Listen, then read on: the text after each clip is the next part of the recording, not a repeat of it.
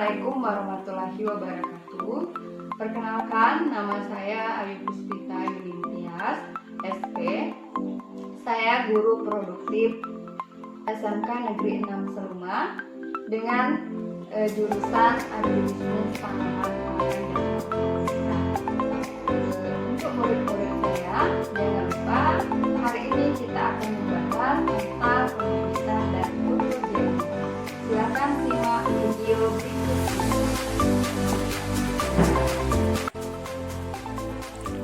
Pembibitan dengan kultur jaringan. Pembibitan dengan kultur jaringan merupakan teknik perbanyakan tanaman dengan cara mengisolasi bagian tanaman seperti daun, mata tunas, serta menumbuhkan bagian-bagian tersebut dalam media buatan secara aseptik yang kaya nutrisi dan zat pengawet tubuh. Dalam wadah yang tertutup namun tembus cahaya sehingga bagian tanaman dapat memperbanyak bibitnya.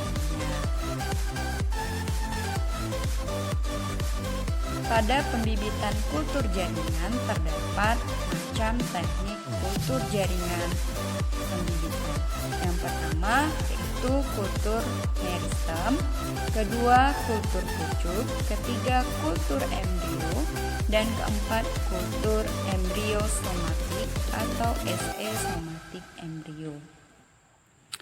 Namun pada pertemuan ini kita hanya membahas tentang pembibitan kultur jaringan dengan kultur meristem.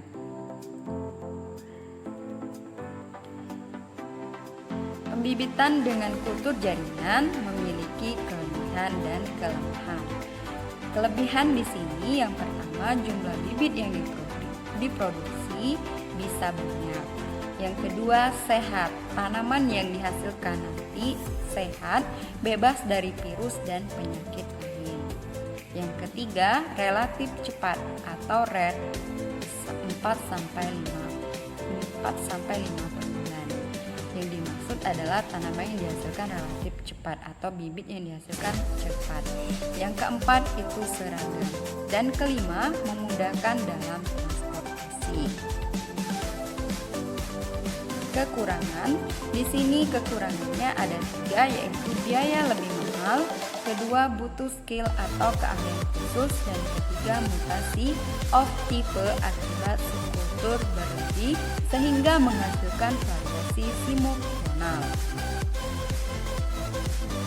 Kita masuk ke pembahasan kita, yaitu kultur meristem. Kultur atau biakan yang menggunakan bahan tanam berupa pucuk tanaman yang terdiri dari titik tumbuh dan primodia daun. Bagian tersebut terdiri dari sel meristem yang berciri sitoplasma penuh, inti sel besar, belum ada vakuola dan angulum, serta aktif dalam menggelar diri. Tujuan dari kultur meristem yaitu menghasilkan tanaman yang bebas virus. Tanaman yang digunakan di sini adalah tanaman yang diperbanyak dalam kondisi terserang penyakit, misalnya jeruk yang terkena CVVD, anyelir terserang virus mosaik, kentang terserang penyakit penting. Di dalam kultur meristem terdapat 2 teknik, yaitu teknik tanpa head treatment dan yang kedua dengan head treatment. Teknik dalam melakukan kultur meristem yaitu tunas pucuk dari tanaman sakit ditumbuhkan terlebih dahulu atau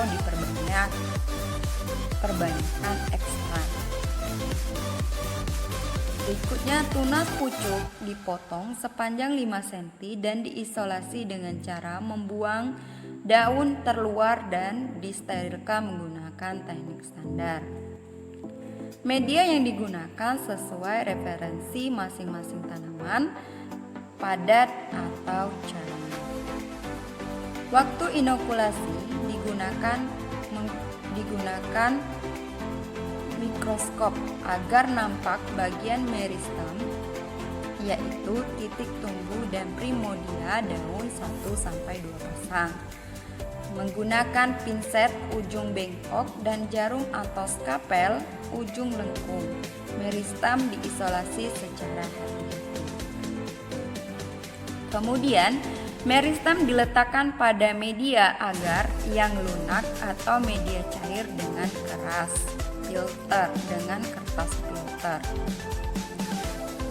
Teknik berikutnya yaitu sesudah meristem tumbuh normal dan agak besar, eksplan di subkultur ke media kultur pucuk, yaitu media agak keras yang diberi zat PT untuk penggandaan.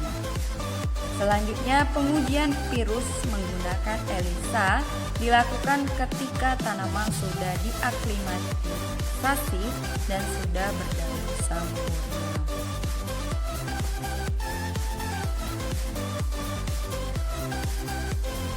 Setelah dilakukan teknik tersebut, maka kita lakukan teknik head treatment, yaitu melakukan untuk tanaman semusim atau tumbuh dalam pot. Maka sebelum isolasi meristemnya tanaman diperlakukan suhu tinggi, yaitu 35 derajat Celcius sampai 40 derajat Celcius.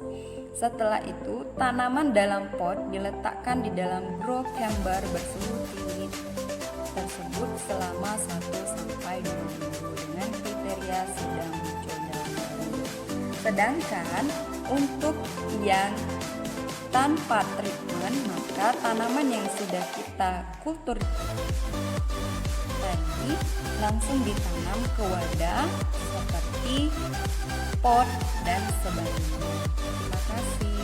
Selamat